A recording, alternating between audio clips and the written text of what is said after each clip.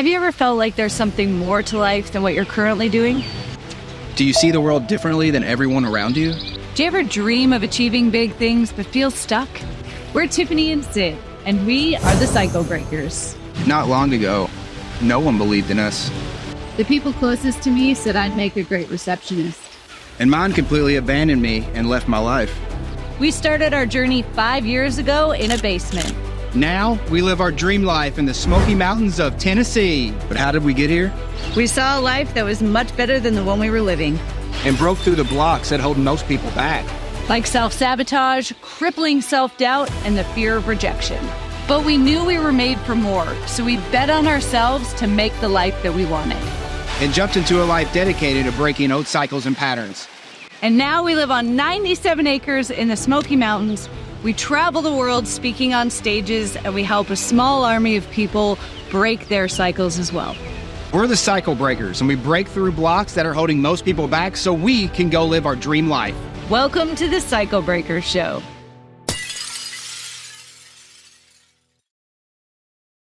What's going on, everybody, and welcome back to another episode of the Cycle Breakers Show. I'm super excited about this interview we got today with Kyree Oliver. Kyree is one of the coolest people that I've ever met. Let me tell you why. Because Kyree is someone who is real and is someone who is very parallel to what Tiffany and I do here at the Cycle Breakers. He helps men, right, basically be better men. And I'm super excited to, have him have this conversation with you because it's not just about men.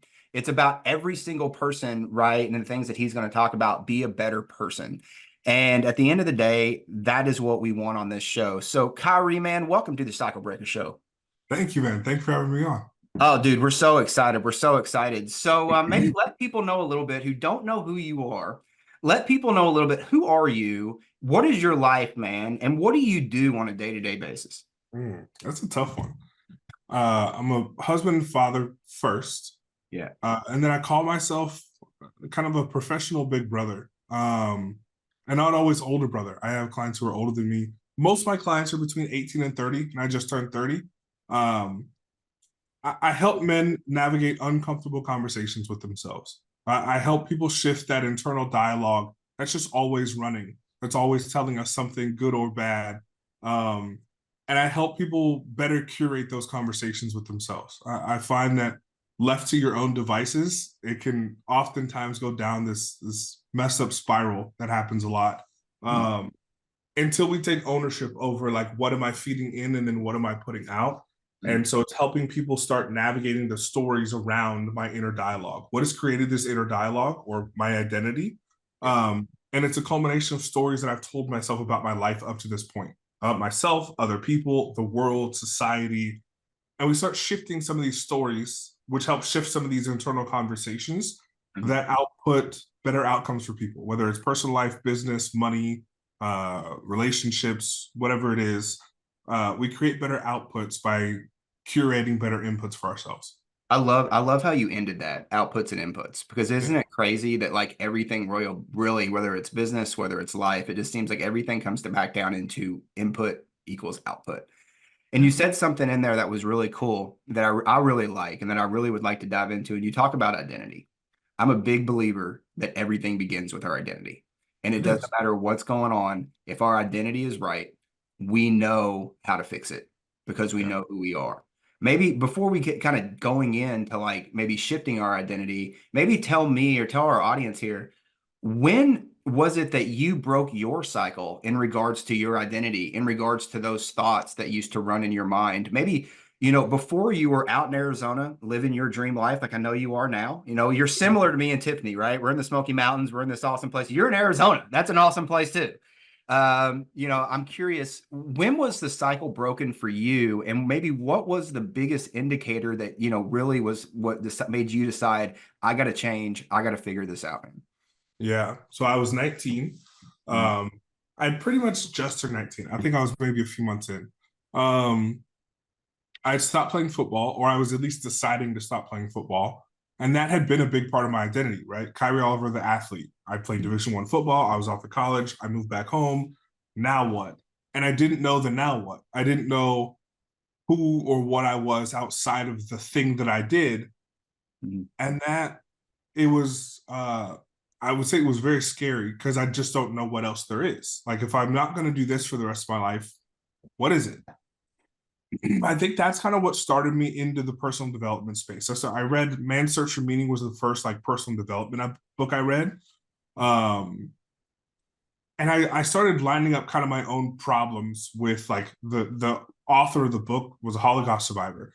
And so it made me like reanalyze my own problems where it was like, if this guy can get to the other side of this, who am I not to? Like my problems are nothing in comparison objectively to what this person went through. And so if they can help navigate that, who am I to not navigate my own self? So actually I started sitting down and staring at myself in the mirror.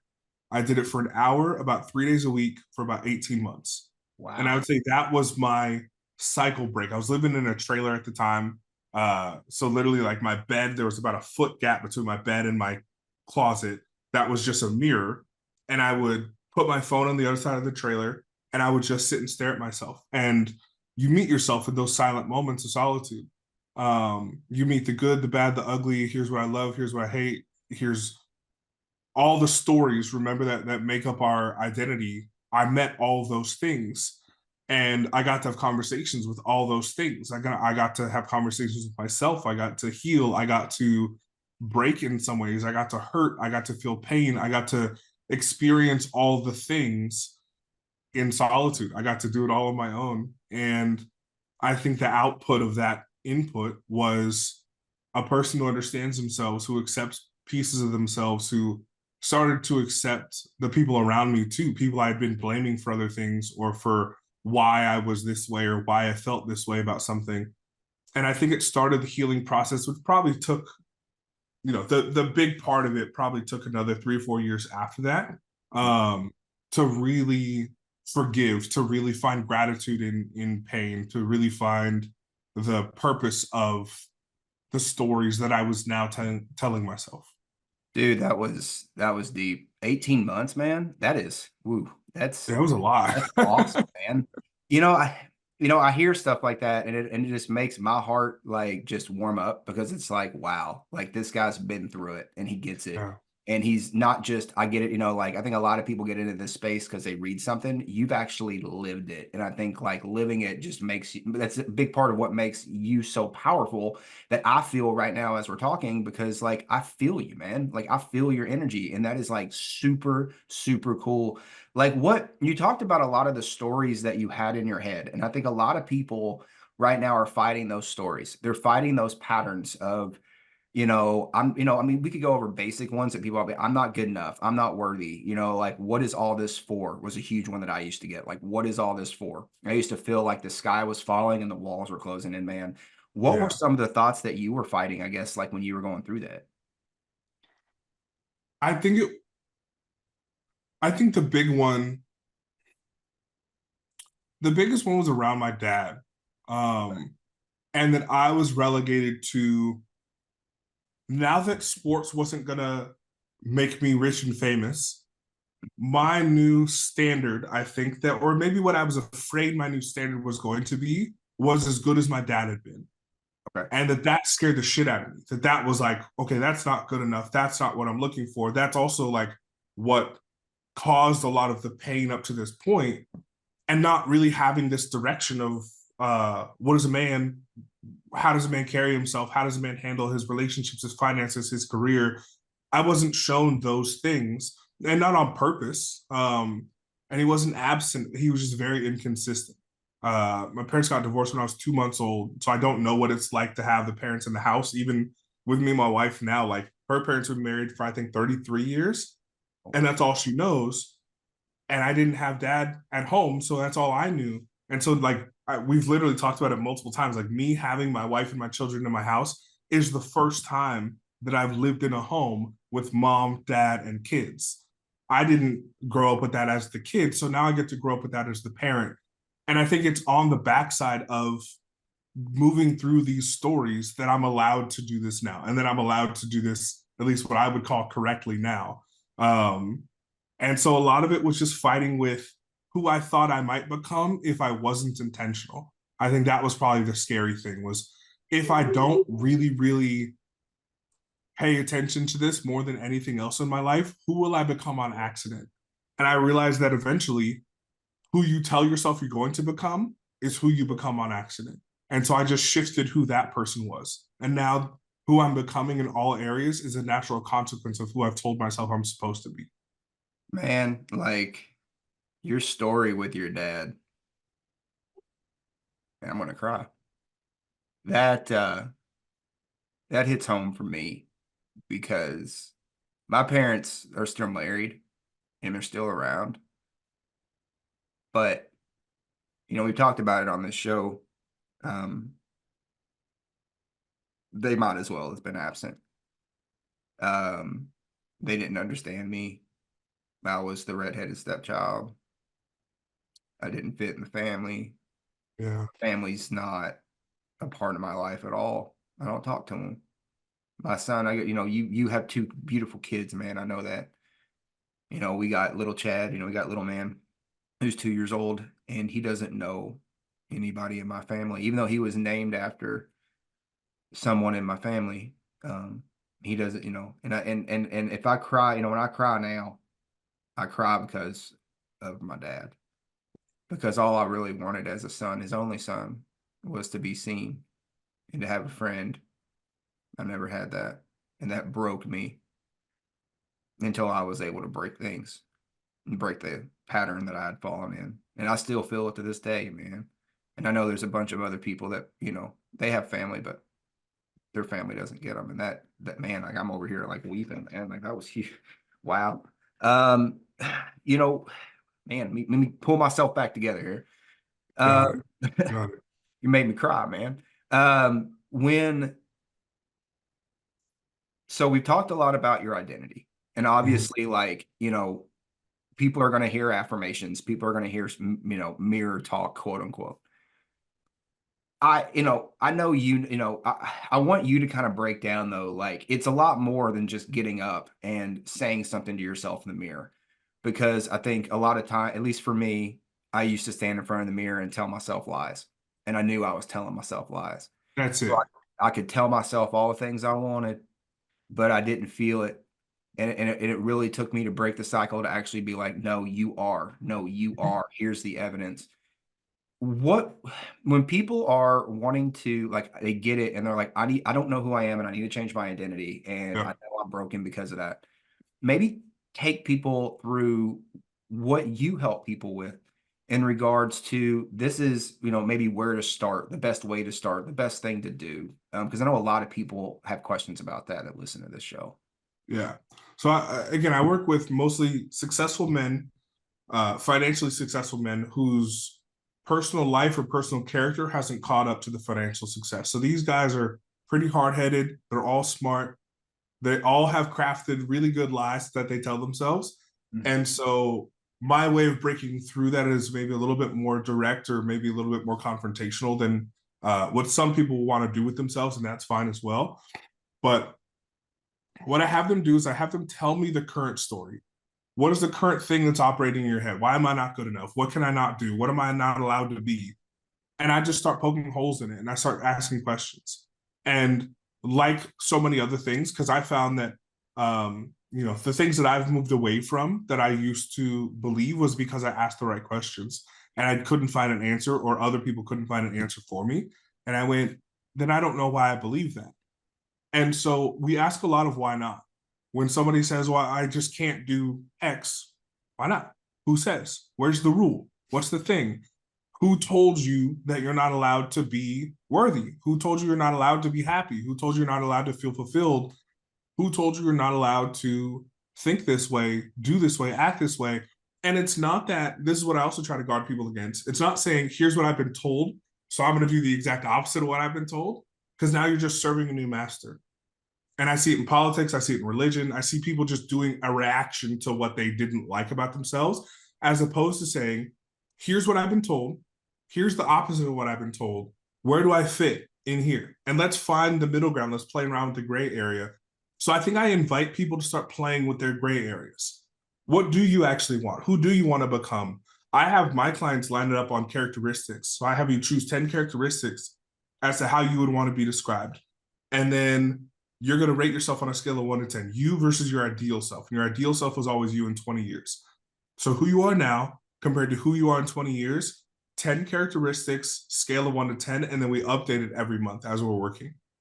Wow, dude, that was killer. Like, okay, so I loved how you talked about the gray area.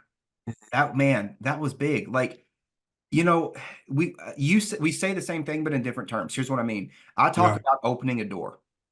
You talk about gray area. Um, what do you think? Maybe this is in your own experience. I mean, like for me, I was scared to death of even looking at it. I didn't want to look at the gray area. I was scared to death of it. What do you think is, one, so maybe it's a two-part question here. One, what do you see in the multiple people that you have worked with and are currently working with right now? And as you all know, we talked about at the beginning of the show, down here below is how you can get in touch with Kyree and learn more about him. And also how you can get on his newsletter, which is going to just absolutely blow your mind. I'm on it. Tiffany's on it. Kyree's a great friend. We highly recommend that you get in his world. What would you say is one, why would you say people are, specifically even men, if you want to do it to men, that's fine, are shying away from looking at that gray area? And what are some of the biggest obstacles that people are, I guess, needing to overcome when they enter that gray area that's really going to help them accelerate moving forward? So the gray area is the desert. And that's why it's scary. We hear in biblical terms, we see it in movies. We see this wasteland where I'm going from the oasis, or let's say the dystopian thing, and I'm trying to find an oasis. I have to walk through the desert to go find it. And the gray area is the desert. You think about people who have left, again, their religion. You think of people who have left a political party or a group that they identify with. This is where I think I have an embedded, let's say, superpower. I'm of mixed race. I grew up around people who didn't look like me, who didn't act like me, who weren't something that I could fully immerse myself in and say, oh, I'm just going to think like they do. I'm just going to do what they do, because I wasn't fully into the groups. I was allowed to hang out with the groups. I was allowed to be among them, but not of the group. And so I had to learn the desert very early. I had to learn, what is this identity? What is this thing that works for me, and start picking pieces of different places that I liked, because I wasn't able to just say, I'm just going to do what they do because we all look the same, we all act the same, we all come from the same place, we all do the same thing. And so I think that that's the challenge for people, is to say, I'm going to leave the comfort of, I know what to do, say, act, and think, because it's what I've always done, said, acted, and think, and thought. And now I'm going to move on to something that actually fits me. I think that's scary as shit. And if you can start helping people find what's on the other side of that. So I have people write a letter to their future self. You in 20 years, you're going to write a letter to him. Most of my clients are men, but I work with women as well. But I'd say about 90% of my clients are men. And we're going to write a letter to him, and we're going to ask him questions, and we're going to give him our thoughts, and we're going to give him our ambitions, and we're going to tell him what scares us. Like, this is a very intimate exercise. Then I have them write a letter from their future selves to their current selves. And that helps them walk through the path of that desert, because you see who you are on the other side of it. I can get you to connect with who you are on the other side of it. And then I just get you to walk that tether back. So you've now just created a line that you get to go follow and say, this is between me and where I'd like to go. And now I just get to talk to him. I get to meditate on him. I get to pray toward my future self. Call it God, call it universe, call it whatever. My future self is now my North Star that I'm now walking toward. And it's not to remove God. It's not to do anything else. It's not to go against any religious practices people have. It's to say, there's a version of me that experiences the things that I want to experience, that I'm deathly afraid of if I get lost on the way. So if I can clarify you on what the end goal is, if I can clarify you on where the finish line is, and really the answer is there is no finish line. When you get to that person, the next goal is 20 more years. But at least if I every can mountain, have you find, mountains, right? yeah, if I can help you find like the North Star, then he's able to help inform you. You're able to kind of pull from this higher self that allows you to inform you. He's smarter than you. He's better than you. He's more informed than you. And I think along the way, people start realizing, like, I'm just talking to myself, which means I had access to this level of wisdom the whole time. And I was cutting myself off of it because of all the things I told myself I wasn't allowed to do and be and have. I love, so the way I learned about what you talked about it, create the future self 20 years from now, I think I listen to a lot of Jordan Peterson, and he talks a lot about aim. And do you think that when people are stuck and wanting to enter that gray area, and I keep hitting that because I just think that is the gold. I think that's such the gold mine that you brought up. Do you believe, what do you think? Do you think people just have trouble? Like, do you see people having trouble with creating that future self? Like, is that really where you see people have trouble that they need to get over, or is it after they enter the gray area? So I don't think people consider the future self at all. When I work with them, are you saying?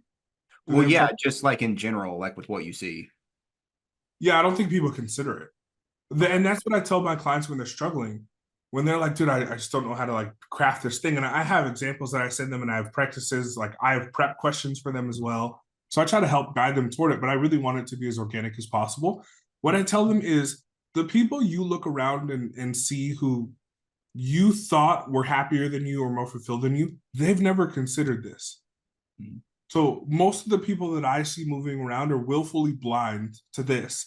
And they've had to tell themselves, what I got right now is good enough. Who I am right now is good enough. Where I'm at right now is the best I'm going to get. And I'm just here. So let me at least pretend to be as happy and fulfilled and successful as I think people will want me to be in order to listen to me. And so if you know that most people don't even consider the things that you're struggling with, your struggle now becomes a piece of the triumph, because you're going further than what most people will pull themselves into. You're going into deeper water than most people would ever allow themselves to. Wow. Yeah, and I think I heard a quote once, because I think you're talking a lot about fear. People are fearful to create, oh no, this is what could be. And then they're almost fearful or ashamed because they haven't taken the steps to get there. And I don't remember where I heard this from. I don't remember where it comes from, but it stuck with me for a long time. And it was, fear is often a mile wide and an inch deep. And basically, it looks like it's this massive conglomerate of that we're going to drown in. But as soon as we run toward, me and you were talking before we hopped on the recording here about our sons, about our kids, and about how it's like they have no fear. They just run arms out, like no fear. Yeah. And it's almost kind of like we lost that because the world screwed us up, right? Or our experiences and our beliefs screwed us up. What would you say if you were to give advice to someone who this is, you're scared to death to look yourself in the mirror. You're scared to death of like, this is what I want. 20 years from now, this is what I want.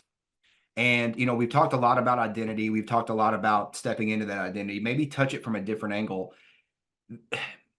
Maybe it's they don't know what they want in 20 years because they've lived in this perpetual cycle of negativity and limiting belief.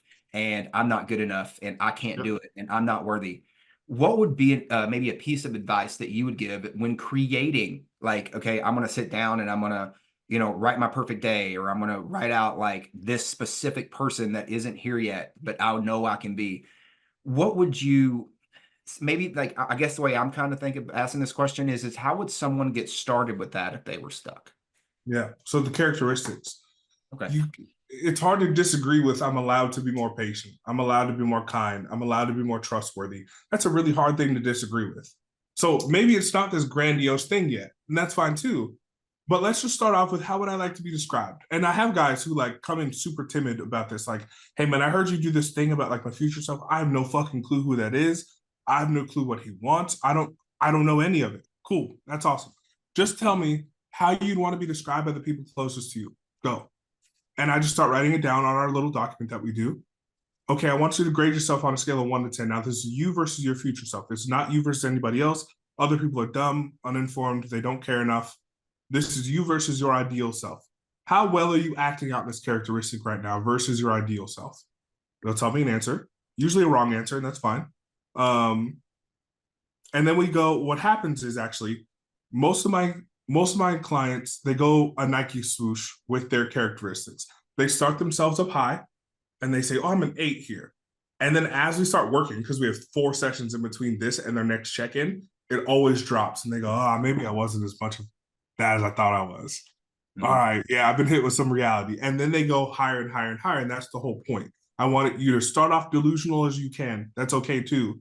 And some people are just like, dude, I'm a 1 and 2 in all these areas. And it's only up from there. That's good too. But a lot of them will go, here's the delusional side of like, I want Kyree to like me. I want Kyree to think that I'm pretty awesome already. Like there's a bunch of things that feed into why people inflate their initial numbers. Then they typically go down a little bit. And then we want to see steady progress from there. So I have them just start off with characteristics.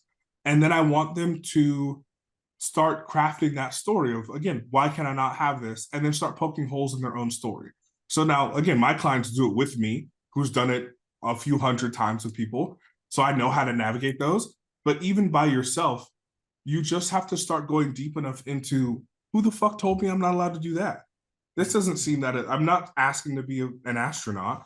I'm saying that I want to be a great father and husband. Literally in front of me, what wouldn't allow me to do that? And is there actually anything preventing me? Or am I scared to death of if I fall short of a goal that I set for myself? Because that's usually what it is. What if I said I want to be this and I become something less than that? Then who am I? Am I a fraud? Am I all these people that I say suck around the world who aren't who they say they are? And so I think what happens is we just don't set the goal, because what if I fall short? And so then you just keep yourself right where you're at, as opposed to a worthy pursuit. That's all I'm asking you for, is a worthy pursuit. Just go on the journey. It sounds like it's just start. You know, it's interesting. You brought up something and you kind of glazed. I won't say you glazed over it, but you went over it kind of the whole time, and then you just anchored it so perfectly there at the end into one word: worry. Mm-hmm. And I'm a huge Dale Carnegie fan. And, you know, he has, you know, isn't it interesting that a lot of times I don't know what the percentage is, but I know it's up there. It's in like the 70s or 80%. We're constantly, the thoughts that we have, or the limiting beliefs that we have, are over 60% of those are negative, as you know. But with that, like, how many of those are worry, man? And a lot of times, though, I know personally, I will worry over things that never manifest, that never come true, that never happen. And I will spend over half of my life worrying about something that is just never even gonna come close to happening. And it's, so I think that was beautiful, man. That was absolutely beautiful. Maybe, so if you had, you know, we talked a lot about identity, man. And I mean, it's clear that you are like, wow, like, you know your stuff, you're good at this, you have great exercises that can help people. I mean, I'm over here like taking notes. Like, what would you say, like, if there was, you know, there's so many things here, but like in regards to obviously getting started, to start with you, to start really with this process in general, right? And getting started, obviously you got to make a decision. And sometimes you got to stare everything that you've been scared of staring at in the face and realize that half of it's BS, right? Half of it's bullshit. For those that are sitting here and they're like, there's absolutely no way that I could even glance at myself because I've made so many mistakes in the past, or I used to be a liar, I used to be a fraud, I used to do all these bad things. For a lot of people, right? I used to be in jail, I used to whatever. What would you say is, look, like that, you know, for you and I, it's like, it doesn't matter. What would you say to them? It's like, listen, like, this, you know, this is the path.